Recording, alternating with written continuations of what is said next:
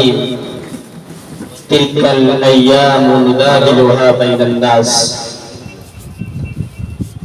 محترم ناظم اعلیٰ صاحب، اساتذہ کرام اور طلبہ عزیز، آج پورا ہندوستان اور ہندوستان کا ہر ناگرک، ہر باشندہ یوم آزادی کی 75ویں سالگرہ امرت مہوتسو منا رہا ہے اور آزادی کا ترانہ گنگنا رہا ہے. حق ہے کہ آزادی کا نغمہ پڑے، اس لیے کہ آزادی یہ انسان کی فطری ضرورت ہے اور ضمیر کی ایک ایسی آواز ہے جسے اس رنگ و بو میں بسنے والا ہر انسان سننا چاہتا ہے. انسان تو کیا، حیوان اور چرند پرندے بھی اس دھرتی پر اور اس روئے زمین پر آزادانہ زندگی گزارنا چاہتا ہے. ایک عربی شاعر نے پرندوں کے احساس کو بیان کرتے ہوئے کہا، الحبس لیس مذہبی ولیس فیہ طربی. پرندے کا یہ احساس ہے کہ قید و بند کی زندگی یہ میرا طریقہ نہیں ہے، میرا راستہ نہیں ہے، اور قید و بند اور غلامی میں میں خوش اور آزاد نہیں ہوں. اللہ رب العالمین نے انسانوں کو آزاد پیدا کیا ہے. نبی صلی اللہ علیہ وسلم کی بعثت کے مقاصد میں سے ایک مقصد یہ بھی تھا کہ کمزور ترین لوگوں کو، جو طاقتور ترین لوگوں کے قبضے میں تھے، ان کے ظلم و استبداد کے تحت تھے، ان کمزوروں کو، مظلوموں کو، بے سہاروں کو، غلاموں کو طاقتور لوگوں سے آزاد کرایا جائے. اللہ کے نبی صلی اللہ علیہ وسلم کی بعثت کا مقصد یہ تھا کہ بندوں کو بندوں کی غلامی سے نکال کر کے ایک اللہ وحدہ لا شریک کی عبادت کی طرف بلایا جائے. اللہ رب العالمین کی ماتحتی میں انسان کو دیا جائے اور اللہ رب العالمین کی عبادت و ریاضت میں زندگی گزارے اور زندگی بسر کرے. بہرحال ہمارا یہ ملک ہندوستان سونے کا چڑیا اور یہ خوبصورت ترین ملک تحت تھا. یہاں کے باشندے اور یہاں کے رہنے والے انگریزوں کے ظلم و ستم کی چکی اور بھٹی میں پس رہے تھے. 1600 عیسوی میں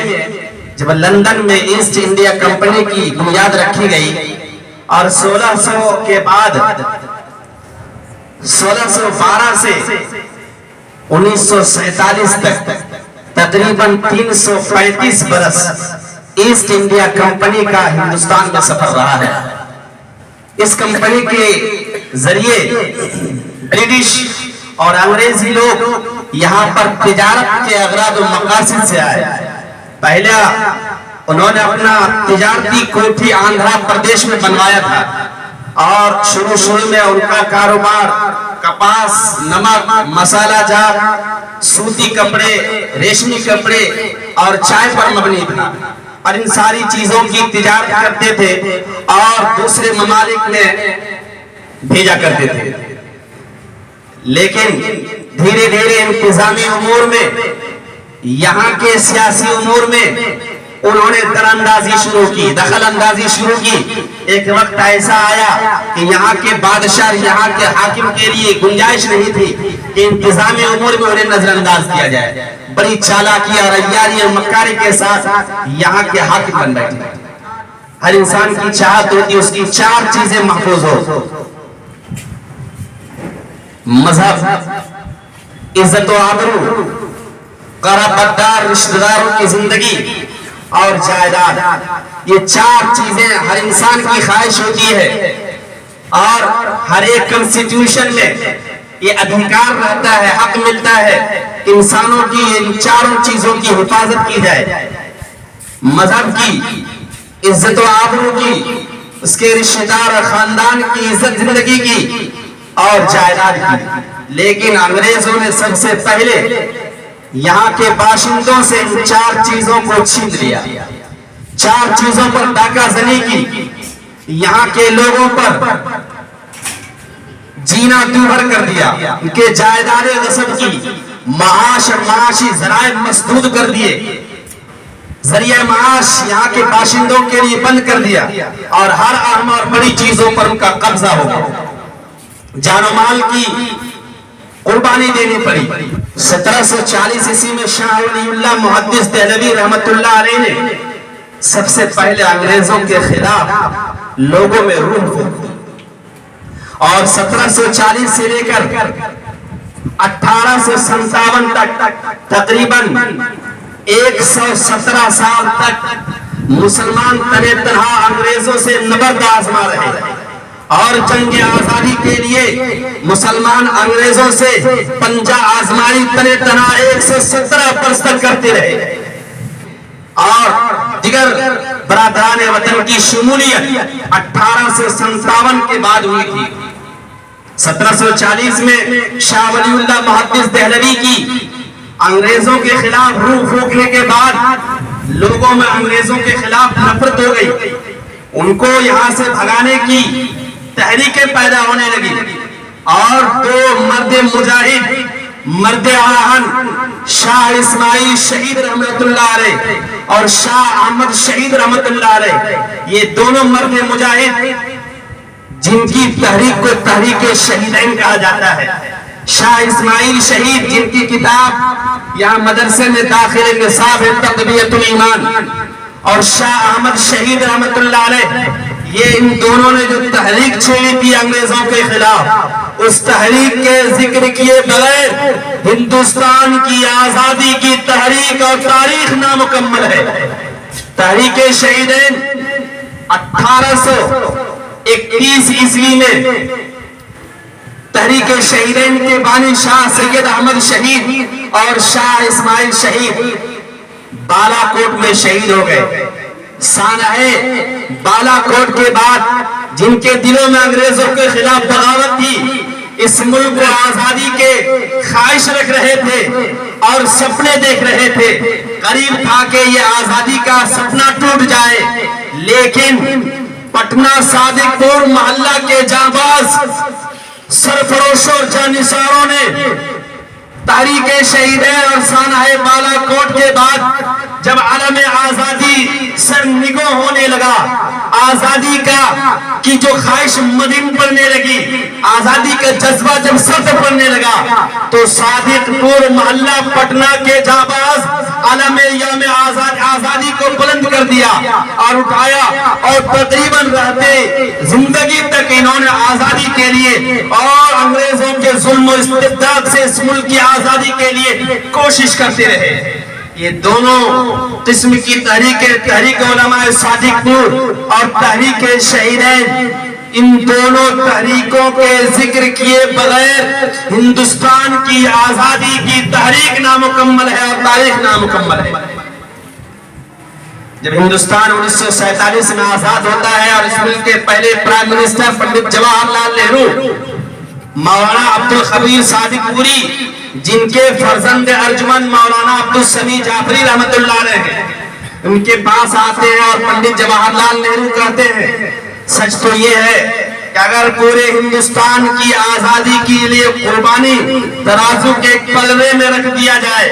اور صادق پور خاندان کی قربانی ترازو کے دوسرے پلڑے میں رکھ دیا جائے تو صادق پور خاندان کی قربانی کا پلڑا بھاری ہو جائے گا۔ مولانا عبدالخبیر صادق پوری، جن کے فرزند ارجمن مولانا عبدالسمیع جعفری ہیں،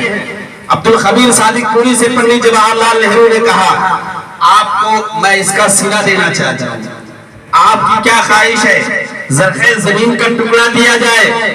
فیکٹری دیا جائے، کارخانہ دیا جائے، اور پھر 1 لاکھ روپیہ نقد کیش مولانا عبدالخبیر صادق پوری کی خدمت میں پیش کر رہے تھے۔ مولانا عبد الخبیر صادق پوری نے شکریہ ادا کرتے ہوئے پیشکش کو روک دیا اور کہا کہ میرے پرکھوں نے، بزرگوں نے، میرے خاندان نے اس لیے قربانیاں نہیں دی تھی، میرے خاندان نے صرف اللہ کی رضا جوئی کے لیے، اللہ کی خوشنودی کے لیے قربانیاں پیش کی تھی اور انگریزوں کے دانت کھٹے کیے تھے اور اس ملک کو آزاد کرایا تھا۔ ہم اس پروردگار سے اپنی قربانی پر اجر و ثواب کی امید رکھتے ہیں۔ تو میرے طلبہ عزیز، صادق پور کی قربانی، تحریک شہیدین کی قربانی اور دیگر برادران وطن کی قربانی تقریباً 260 سال تک جاری رہی اور 260 سال کی طویل جدوجہد اور مشقت و محنت اور قربانیوں کے صلے میں ہمارا ملک آزاد ہوا ہے۔ ضرورت ہے کہ ہم اپنی تاریخ کو یاد کریں، اپنی تاریخ کو پڑھیں۔ آج لوگ مسلمانوں بطور خاص اہل حدیث کی تاریخ کو نظر انداز کر دیتے ہیں، لیکن یاد رکھیں مسلمانوں کی تاریخ اور ان میں علماء کی تاریخ، دعات کی تاریخ، جو آئینی جیسے مدارس سے فارغ ہوئے تھے، نکلے تھے، ان کی تاریخ کو بھلایا نہیں جا سکتا ہے۔ تاریخ کے اوراق میں سنہرے حروف سے ان کی قربانیاں رقم تراز ہیں۔ ڈاکٹر تارا چند کے کتاب ہے تاریخ تحریک آزادی ہند۔ ڈاکٹر تارا چند اپنی کتاب تاریخ تحریک آزادی ہند میں کہتے ہیں کہ سچ کہوں تو اس ہندوستان کی تاریخ حقیقت میں اہل حدیث کی تاریخ ہے۔ یہی وہ جماعت ہے جس نے، ڈاکٹر تارا چند کہتے ہیں اپنی کتاب تاریخ تحریک آزادی ہند میں کہ اہل حدیث وہ جماعت ہے جسے انگریز وہابی مومنٹ کہا کرتے تھے، وہابی تحریک کہا کرتے تھے۔ یہی وہ جماعت ہے، ڈاکٹر تارا چند کی زبانی، یہی وہ جماعت ہے جس نے کبھی بھی انگریزوں سے مصالحت نہیں کی اور اس جماعت نے 8 لاکھ جانوں کا نذرانہ آزادی کے لیے پیش کیا۔ علماء اور دعات مدرسے کے فارغین نے آزادی کے لیے 8 لاکھ جانوں کا نذرانہ پیش کیا۔ تو میرے طلبہ عزیز، میرے بزرگوں، میرے مہمانان کرام، یہ ہے مسلمانوں کی تاریخ۔ ضرورت ہے مسلمانوں کی تاریخ کو لکھی جائے، تاریخ سے چھیڑ چھاڑ نہ کیا جائے، تاریخ کے سلسلے میں مسلمانوں کو اور مدارس کو اور علماء و دعات کا اگنور نہ کیا جائے، بلکہ ان کی تاریخ کو نئی نسل کے سامنے پیش کیا جائے اور نئی نسل کو چاہیے اپنے بزرگوں، اپنے پرکھوں کی تاریخ کو یاد کریں تاکہ ہمارے اندر بھی وہ غیرت و حمیت کا اور وطن پرستی کا خون اسی تیزی کے ساتھ رواں دواں ہو جو خون ہمارے بزرگوں کی نسوں میں آزادی کے لیے رواں دواں تھا۔ ہمارے بزرگوں کی تاریخ ہمیں یاد رہنی چاہیے تاکہ ہمارے اندر وہ غیرت ہو، وہ حمیت ہو، وہ وطن پرستی اور وطن کی خدمت کا جذبہ ہو۔ اس لیے تمام لوگوں کی، تمام برادران وطن، ہندو، مسلم، سکھ، عیسائی کی مشترکہ کوششوں کے بعد ہندوستان سے انگریزوں کو بھاگنا پڑا اور منہ کی کھانی پڑی۔ ضرورت ہے کہ ہم اپنے اس ملک کی ترقی کے لیے، اپنے اس ملک کو آگے بڑھانے کے لیے ہمارے بزرگوں نے جو خدمات پیش کی ہیں، ہمیں اب ضرورت پڑے گی تو اپنے ملک کے لیے خدمات پیش کریں گے۔ یہاں کے اکانومکس، یہاں کی امن و شانتی، یہاں کی ترقی اور خوشحالی کے لیے ہم یہ عہد کرتے ہیں، عزم کرتے ہیں اور عہد کی تجدید کرتے ہیں کہ جہاں تک ہو سکے، جس طرح سے ہو سکے، ہم طالبان علوم نبوت، ہم مدارس والے، ہم مساجد والے اپنے اس ملک کی ترقی کے لیے، خوشحالی کے لیے، شانتی کے لیے، سکھ کے لیے ہر طرح کی کوشش کریں گے انشاءاللہ العزیز۔ آج کے دن، آزادی کے دن، ہم اپنے بزرگوں کو اور آزادی کے متوالوں کو اور جنہوں نے آزادی میں اپنی جانیں قربان کی ہیں، کوششیں کی ہیں، ان کو خراج تحسین پیش کرتے ہیں، خراج عقیدت پیش کرتے ہیں اور ان کی خدمات اور قربانیوں کو سلام کرتے ہیں۔ مہاتما گاندھی، پنڈت جواہر لال نہرو، مولانا ابوالکلام آزاد، بھیم راؤ امبیڈکر، سبھاش چندر بوس، اشفاق اللہ خان، ویر کنور سنگھ آرا، اور اس طرح کے جو بھی مجاہدین آزادی جانثار اور جانباز تھے، ان تمام کو تہہ دل سے ان کی خدمات اور قربانیوں کو خراج عقیدت پیش کرتے ہیں اور سلام کرتے ہیں اور دعا کرتے ہیں رب العالمین سے، میرے پروردگار عالم تو ہمارے اس ملک کو ترقی والا ملک بنا، ہماری اس ریاست بہار کو ترقی والی ریاست بنا،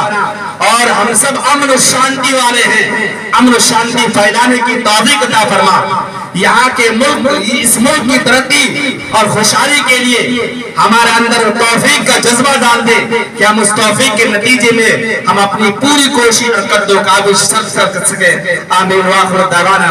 الحمدللہ رب العالمین۔